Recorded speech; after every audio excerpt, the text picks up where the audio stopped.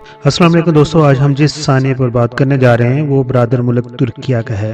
तुर्किया में अभी हाल ही में फरवरी 2023 में खौफनाक जल्जला आया है और हमारे इस्लामी भाइयों पर क़यामत सुगरा नाज़िल हो गई है। इस मुसीबत की घड़ी में तुर्किया के अवाम किस सदमे में हैं और इससे पहले भी इस मुल्क में नवाज शरीफ दौरे हुकूमत में जब जल्जला आया था और नवाज शरीफ तुर्की गए थे, उस पर भी बात करेंगे। कराची, लाहौर, पेशावर, फैसलाबाद, कोयटा, एक रास्ता पाकिस्तान और एक रास्ता वर्ल्ड। आप दुनिया में जहाँ कहीं भी हमारा यूट्यूब चैनल देख रहे हैं, अस्सलाम वालेकुम।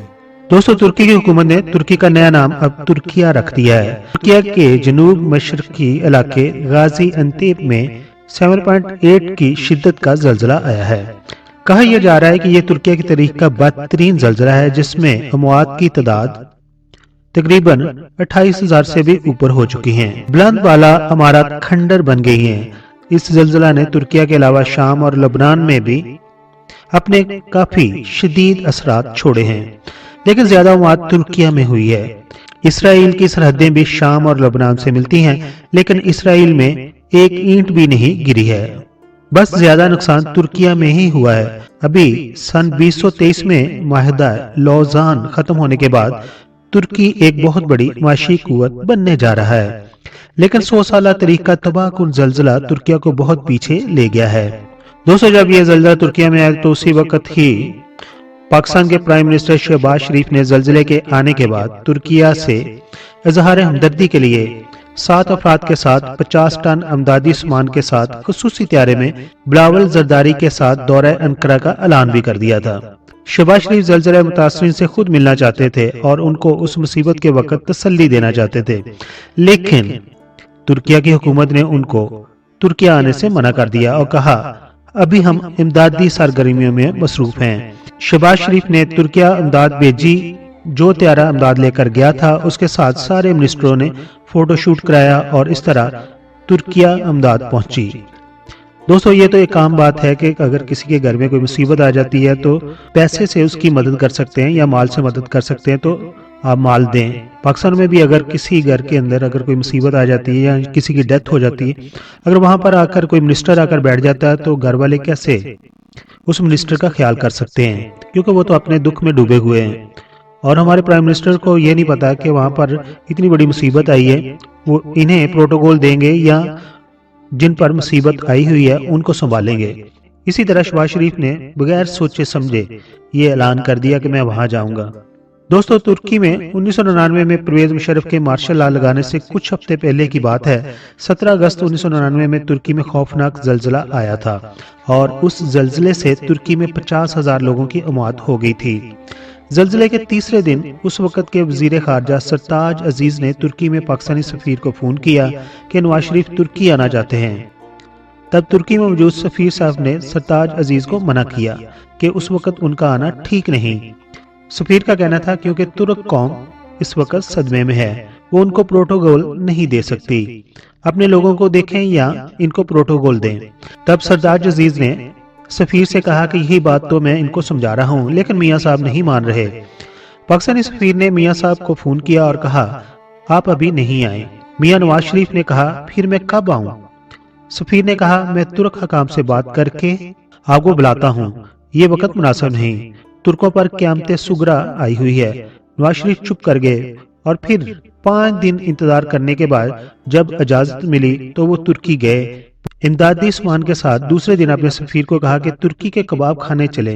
सफीर ने उनको मना किया कि आप ऐसा ना करें, कबाब खाने ना जाएं, क्योंकि आप जब कबाब खाने जाएंगे तो वहां पर आपका फोटो सेशन होगा, अखबारी रिपोर्टर लाजमी आपकी तस्वीर ले लेंगे।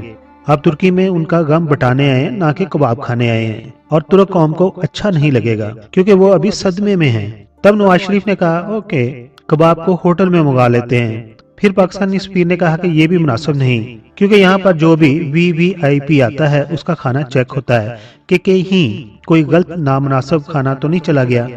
और फिर सफीर ने कहा कल अंकारा जाना है, तुर्क सदर सलमान डेमरल ने दोपहर में लंच रखा है, आप फिक्र न करें, एयरपोर्ट से कबाब जहाज में रखवा लेंगे। दोस्तों, जब जहाज अंकारा एयरपोर्ट पर उतरा तो नवाज शरीफ ने सफीर से पूछा कबाब रखवा लिए थे? तब सफीर ने कहा जी हाँ। होटल पहुंचकर नवाज शरीफ ने कबाबों से खूब इंसाफ किया اس کے بعد جب آپ لنچ پر گئے تو وہاں پر بھی آپ نے دل کھول کر کھانا کھایا اور اس طرح ان کا دورہ ترکی تمام ہوا۔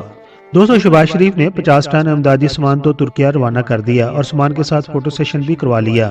ساتھ میں شہباز شریف نے یہ اعلان بھی کیا کہ ترکیہ کے متاثرین زلزلہ کے لیے حکومت پاکستان 10 ارب کا فنڈ قائم کر رہی ہے۔ مخیر حضرات دل کھول کر حصہ دیں۔ دوستو، امریکہ میں جب ملک شام اور ترکیہ کے زلزلہ زدگان کے لیے چیریٹی شو منعقد کیا گیا تو ایک پاکستانی بزنس مین نے اپنا نام نہ بتائے ہوئے شرط پر $30 ملین دے دیے۔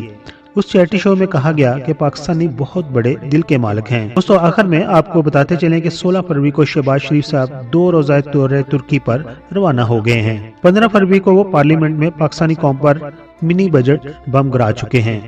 پیٹرول پر 35 روپے اور بڑھ گئے ہیں۔ قوم پیٹرول پمپ پر قطار میں لگی ہوئی ہے۔ پاکستان کے وزیر خزانہ دبئی چلے گئے ہیں اور شہباز شریف ترکیہ چلے گئے ہیں۔ دوستو، پاکستانی اینکر شاہد مسعود نے ایک انکشاف کیا ہے۔